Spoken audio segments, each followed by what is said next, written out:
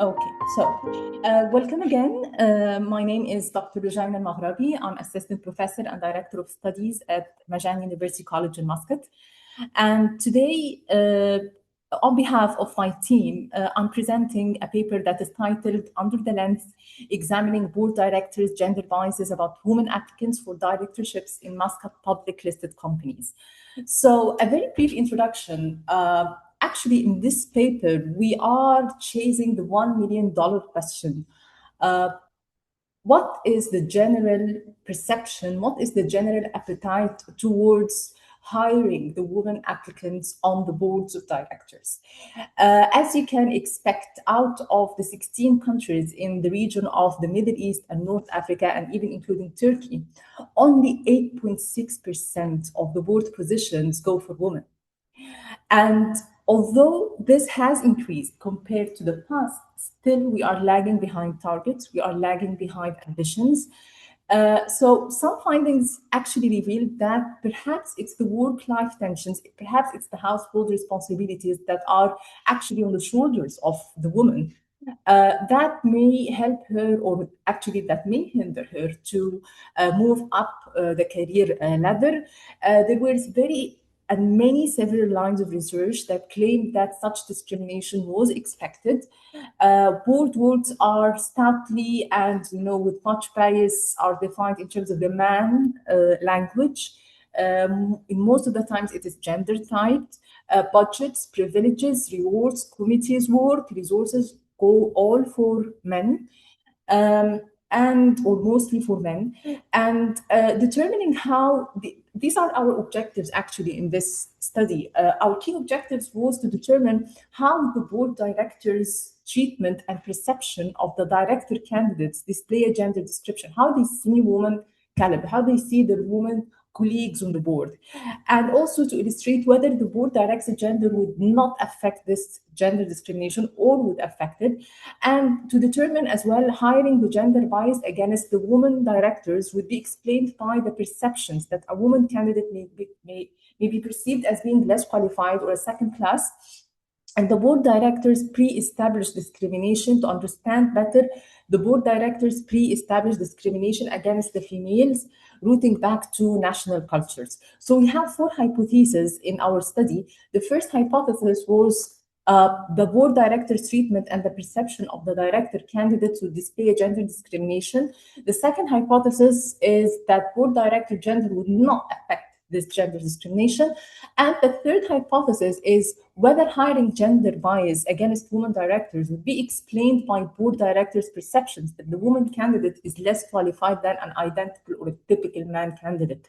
The fourth hypothesis is whether discrimination against women candidates for directorships positions would be adversely correlated to assessments of the women directorship candidates, actually. Our design was qualitative, actually. It was experimental design. We have experimented a group of 15 directors, men and women from public listed companies in Muscat, in Oman. And all the sample received the same set of application materials. They have, we undertake them under the conditions of the experiment. We have distributed application materials, the same application materials across all of the directors. There were 8 man directors and 7 women candidates, or 7 women board directors. We included the board directors from all the sectors, the significant sectors, in the Omani economy. Which happened to be the 5th wealthiest country in the Middle East, thanks to the oil and the gas reserves, and to ensure that the findings will not be limited to a single type of applicants, and to ensure that the director will not favor applicants over others. All of the application materials in our experiment were distributed randomly and very, by chance rather than purposefully. And all the recruited public listed companies offered positions of potential interest to the subject population, actually. So how we have processed the data out of this experiment. So one possible key situation factor and very important factor actually was the national culture. And not all of the directors were coming from Oman. Not all of them are Omani. So perhaps the national culture has interfered in the perception, in the overall perception towards the how qualified, how much qualified the woman director, a typical woman director is. So the situational variable that will be of particular interest actually is the most is taking into consideration that Muscat, the capital city in Oman, is one of the most diverse geographical areas in Oman. It is hosting more than 70 nationalities, more than 70 backgrounds in 70 countries from which its expatriates are coming, and to examine also the contingency of that national culture, especially within the class of the directors, the board directors, and hence offer a new angle for the first time into how the national culture can interfere in the appetite or the readiness or the willingness of hiring a woman director and welcoming a woman director on board. So, what were the results? Our findings showed that both men and women directors evaluated female candidates as being less qualified or with less expectations than men. They have their own reasons. For example, men typically have more diverse experience. They are more aggressive in terms of nature, in terms of personality, in terms of attitude. Also, in addition, our result highlighted the dynamics behind this bias, as I have just said. And moreover, the results showed that the board directors' pre-established bias against the females understate their treatment and the perceptions of the woman, but not the man candidate. So, in terms of discussion, this paper is very valuable in adding a new angle, a new perspective to the existing body of research, since it explored the gender discrimination by the board of directors coming from different countries. So, we have a very important situation variable that was for the first time being discussed, which is the national culture, especially within the GCC context. If the female decisions to leave the corporate governance fields before or even when they reach the director levels, it seemed to be influenced sometimes by unequal treatment by the existing board directors, the HR officers, the investors. So there are so many stakeholders that are part of that equation, of the gendered corporate governance equation. Having said so, our research has its own limitations and that we would like also to highlight. And we call for future research just to address those, challenges or those limitations. So this study included some limitations such as thematic, spatial, temporal, and human limitations. When it comes to the thematic limitation, it was very much limited to investigating the board directors' gender perceptions for directorships. So it was a very tiny subtopic in the whole gender corporate governance field. Also, the spatial limitation was there because it was tied to Muscat only, even not to all of Oman. It was just taking all of the sample, 100% of the samples coming from Oman or from Muscat. And the human limitation, actually, it included only 15 board directors. So this is a very minor percentage of the overall number of the total number of board directors in the country.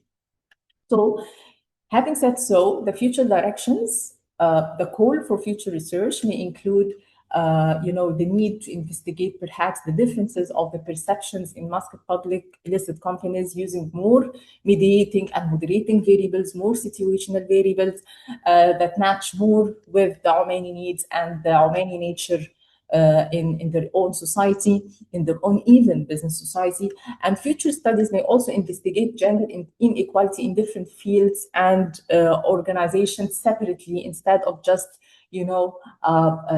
combining all fields and all sectors in one study. Perhaps future studies may include specialized investigation in certain fields or certain specializations.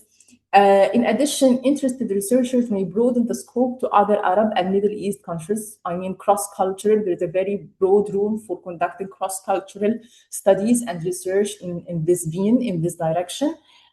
Finally, prescriptive stereotypes are beliefs about what the woman and men should be like or should do or should behave. And women who violate these by being assertive, too much assertive, too much dominant, like for example, a typical woman director, they often face social conflicts with such changes in their personality, social penalties. For example, they could be disliked, they could receive lower evaluations, So our conclusion for today is that those results could illustrate that both men and women may actually evaluate a female candidate negatively. It's not just men, even females themselves amongst each other, they may evaluate each other in a negative way and in a less worthwhile of being selected successfully for the directorship than a man candidate experiences. The second key conclusion is that there is a shortage actually of the female talent in the pipeline, in the overall pipeline, the directorship pipeline. In the Middle East, especially in the Middle East, numbers, are speaking loud. 8.6% in 16 countries is, an alarming figure for researchers, for media observers, for practitioners alike, and massive unexploited opportunity as well, which is the dark side, which is the bright side of this sad story, is that still there is unexploited space and unexploited opportunity of our women talent to harness the competences, to use them, and to make the best use of them for the overall interest and the objectives of a typical board directorship. So this is for today.